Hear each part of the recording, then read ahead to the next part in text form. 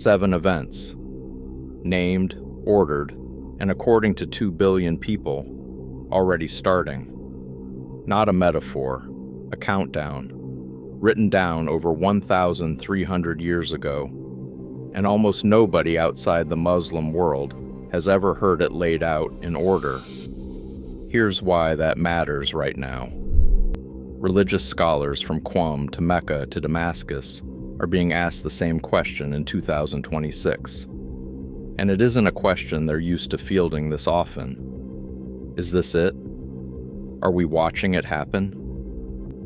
Before the countdown starts, one thing needs to be said clearly. This is not a horoscope, and it is not folklore passed down loosely around a fire.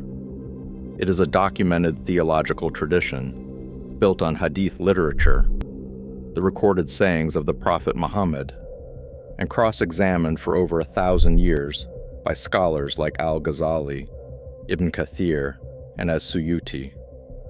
Every hadith used inside this system passes through something called an isnad, a formal chain of names tracing the report backward, narrator by narrator, to whoever supposedly heard the prophet speak. Scholars still argue over which chains are solid. Whether or not you believe a word of the content itself, the paper trail behind it is real, footnoted, and enormous. The tradition actually splits into 2 tiers: minor signs, which unfold gradually over centuries, and major signs, the 7 named events in this countdown, listed in Sahih Muslim, one of the 2 most trusted hadith collections in Sunni Islam. According to many scholars within the tradition, most of the minor signs have already played out. Barefoot shepherds competing to build the tallest towers on earth, which is the line that gets quoted every time someone posts a photo of the Dubai skyline. Knowledge disappearing while ignorance spreads. Music and open immorality becoming widespread. Time itself feeling like it moves faster than it should, which believers now point to smartphones and algorithm-driven feeds to explain. Minor signs are the opening act. Therefore, the real tension sits with what comes next, the 7 major signs. And unlike the minor ones, the tradition insists none of these can be mistaken for something else once they start. Number 7. The Mahdi. The countdown starts with a man carrying a title, not a name. Al-Mahdi, the rightly guided one. Sunni tradition describes him as a future descendant of the Prophet's family who has not been born yet, or at least not been publicly identified. 12-verse Shia tradition describes something stranger, that the Mahdi was already born in the year 869, near Samarra, in modern-day Iraq, disappeared as a child, and has been alive in hiding for over 1,000 years, waiting to return. Both traditions agree on the moment he emerges. Society collapses into open corruption. A divine call is said to sound from the sky, and people drag him to the Kaaba in Mecca, almost against his own will, and force their allegiance on him. If a belief system this detailed, argued over for 1,000 years by people who agree on almost nothing else, is new information to you, that's exactly the kind of investigation this channel runs every week. Stay subscribed, because sign 6 is worse. Number 6. The Dajjal. Right behind the Mahdi, the Hadith say, comes the figure the tradition treats as the single greatest test humanity will ever face. Blind in one eye. The word for disbeliever supposedly written across his forehead, visible to anyone who can truly see. He performs miracles that mirror the ones attributed to Jesus. He heals the sick. He raises the dead with what the Hadith call demonic assistance. He controls rain and famine at will, greening the land for whoever follows him, and starving the villages that refuse. Think about that for a second. This isn't a villain people reject on sight. It's a con so effective that belief itself becomes the trap. He's said to cross the entire earth in days, entering every city except Mecca and Medina, which the Hadith claim are guarded against him specifically. There's even a built-in countermeasure. The Prophet reportedly taught that reciting the opening 10 verses of a chapter called Al-Kahf, the cave, protects a believer from the Dajjal's deception, which is part of why that chapter is recited in mosques every single Friday, even now, even by people who've never once discussed the end of the world out loud. Number 5. The descent of Isa. Islamic tradition holds that Jesus, called Isa, was never crucified.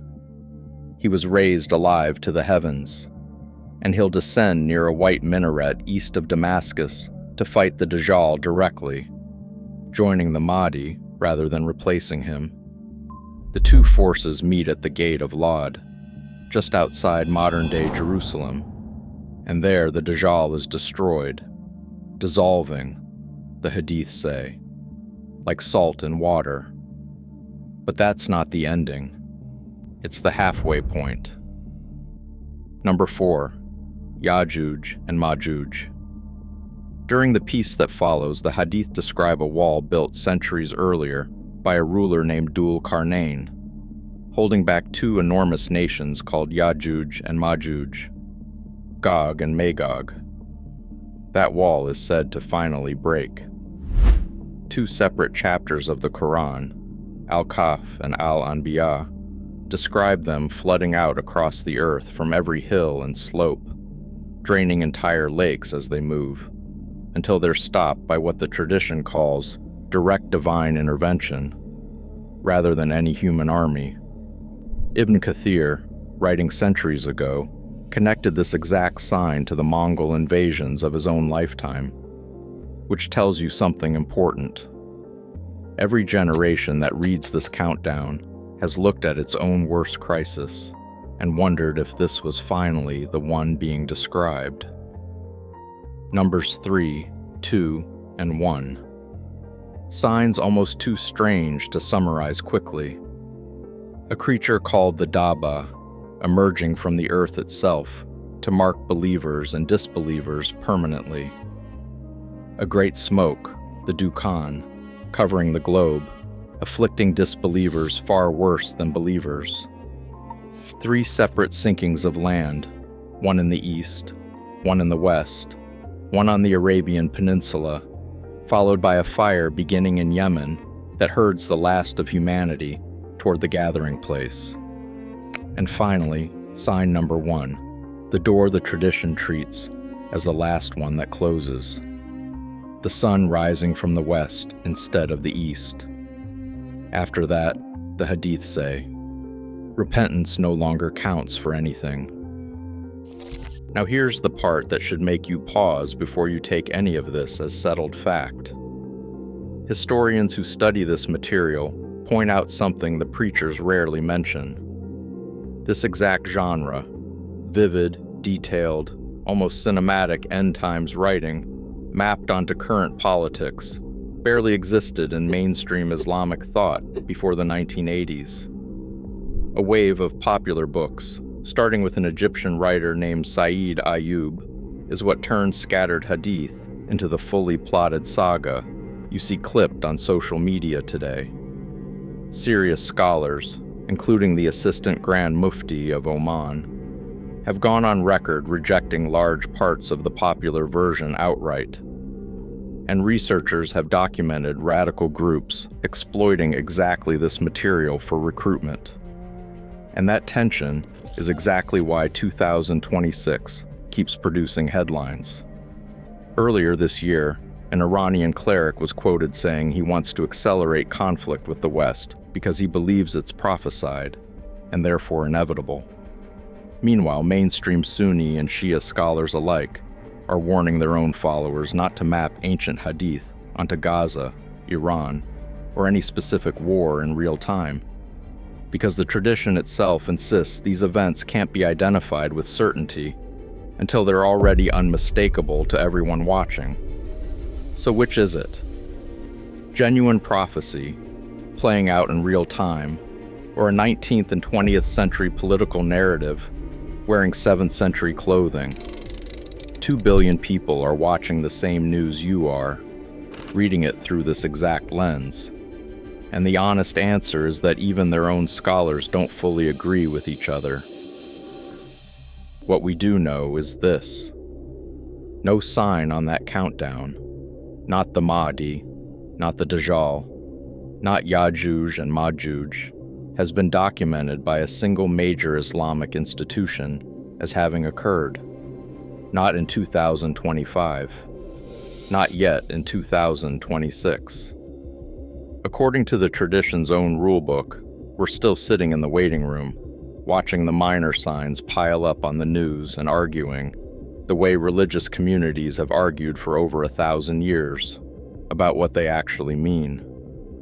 Maybe that argument is the real story. Not whether the prophecy is true, but why 2 billion people, spread across nearly every country on Earth, keep returning to the exact same 7th century framework every time the modern world feels like it's coming apart. If a tradition this carefully footnoted can still divide its own scholars on something this important, imagine what happens when the physical evidence itself gets dated in a lab. That's exactly what happened with the manuscript in the video linked above, the one that carbon dating placed impossibly close to the prophet's own lifetime. And it split experts just as hard as this topic does. Follow the evidence, not the hype.